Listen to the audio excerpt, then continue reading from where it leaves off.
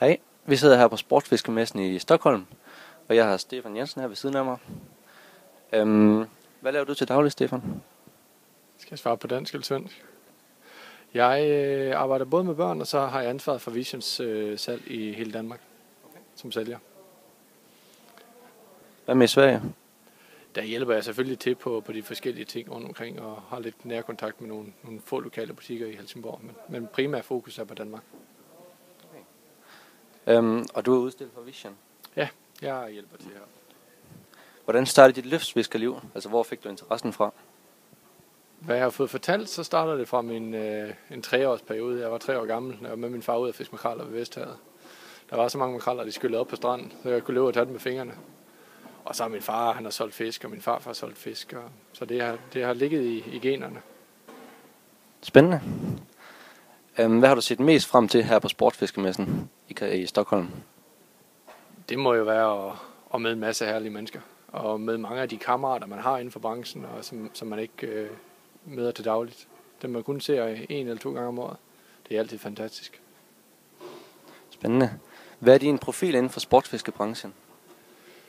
Men profil er... Jamen altså, jeg er jo tæt knyttet til både Flight Racing og Vision. Inden jeg blev ansat af Flight Racing som sælger for Vision, så har jeg i mange år været en del af Visions Pro Team. Og været guide på Kolahalvøen, og jeg har været guide i Norge, og op ved den finske grænse i Sverige. Og selvfølgelig uddannet på Sportsfiskerakademiet. Men i dag så er det mere det hjemlige fiskeri. Jeg har stadigvæk nogle guide-timer op i Norge i Gavla. Hvad fik dig til at vælge Sportsfiskerakademiet her i Sverige?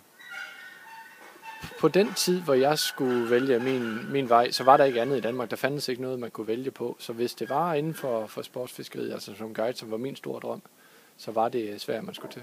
Og så var det Sportsfiskerakademiet. Ja, det er det samme med mig. Ja. Hvad er dit bedste fiskeminde? Den er svær. Der er mange. Der er rigtig mange. Men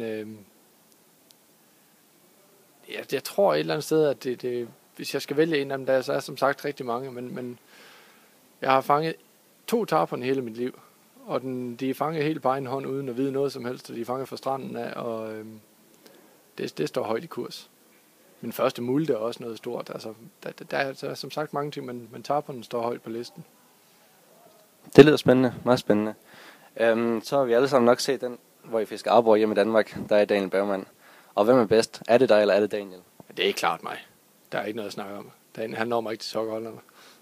Sådan er det. Det kan godt være, han har skæg. Det har jeg altså ikke så meget af. Men jeg er klart den bedste. Fedt. Sådan skal det lyde. Tak for det. Velkommen. God messe. Tak.